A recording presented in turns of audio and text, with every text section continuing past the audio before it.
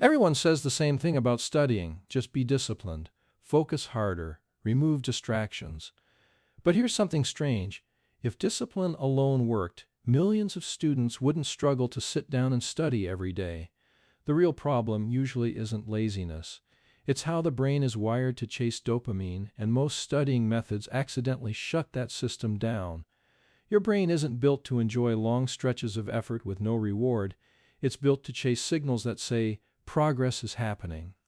When that signal disappears, your brain quietly starts searching for something better: your phone, a snack, a video, anything that produces a faster dopamine spike. But here's the interesting part. If you slightly change how you structure your study sessions, you can flip the system. Instead of fighting your brain, you can make your brain want to study. Not because of discipline, but because dopamine begins working for you. And once that happens, studying can start to feel surprisingly addictive. Let's start with the first shift. Most people set study goals that are far too big. They tell themselves something like, "I'm going to study for 3 hours." To the brain, that sounds like a very long hike with no checkpoints. Imagine hiking a trail where the next sign telling you you're making progress appears 10 kilometers away. The walk would feel endless. But if there were markers every 50 meters, you'd constantly feel like you were getting somewhere. Your brain loves that feeling. Psychologists call this the progress effect. Small wins trigger dopamine releases, even if the wins are tiny. So instead of thinking in terms of hours, think in terms of micro wins. Finish one concept, solve 3 problems, summarize 1 paragraph, explain 1 idea out loud. Each one becomes a small checkpoint. Every time you complete one, your brain receives a signal that something meaningful just happened. That tiny burst of dopamine keeps you moving forward. Suddenly, the study session stops feeling like one giant task and starts feeling like a sequence of small victories. But there's another layer to this. Small wins help, but they're not the full picture. Dopamine doesn't just respond to progress, it also responds to uncertainty.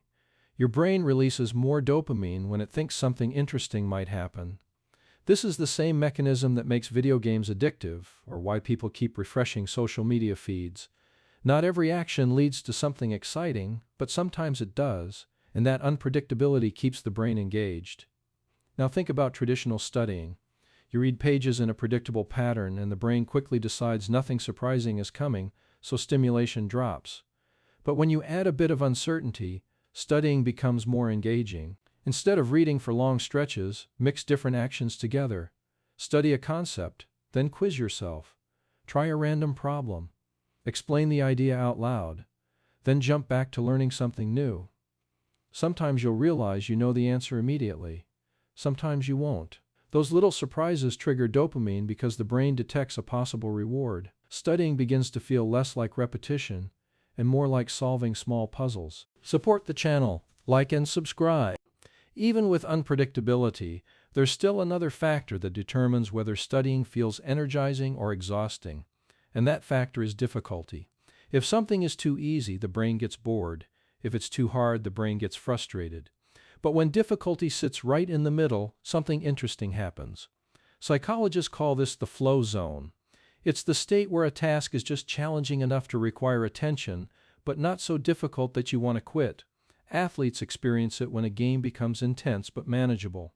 Musicians feel it when practicing a piece that pushes their ability slightly further. Studying can trigger that same feeling.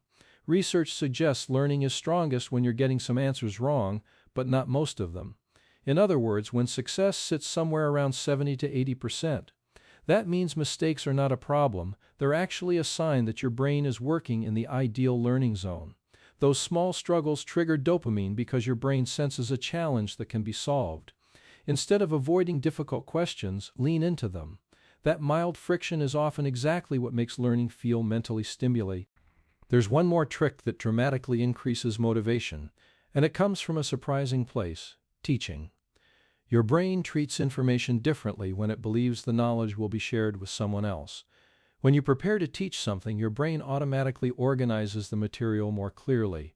It starts looking for patterns and connections. Researchers sometimes call this the protege effect. Students who study as if they'll need to teach the material later often remember far more than those who simply reread notes. Teaching activates multiple mental systems at once. memory, explanation, prediction, and feedback. It transforms studying from passive reading into active thinking. So after finishing a concept, pause for a moment and try explaining it as if you're teaching someone. It could be a friend, a camera, or even an empty room. If you can explain the idea clearly in under a minute, your brain experiences a strong sense of competence. That feeling of mastery releases dopamine in a way passive studying rarely does. Over time, your brain begins associating studying with the rewarding feeling of understanding something deeply. When you step back, you start to see the bigger picture. Most people think studying requires more discipline, but the real secret is better dopamine design. When you structure studying around small wins, a bit of unpredictability, the right level of challenge, and moments of teaching, you activate the brain's natural motivation system. Gradually, your brain begins linking study sessions with progress, curiosity, and mastery, and those signals are exactly what dopamine is designed to chase. So instead of asking yourself, "How long should I study today?" try asking a different question. "How many small victories can I give my brain today?" Because once your brain starts chasing those victories, studying stops feeling like a chore and starts feeling like something you genuinely want to come back to tomorrow.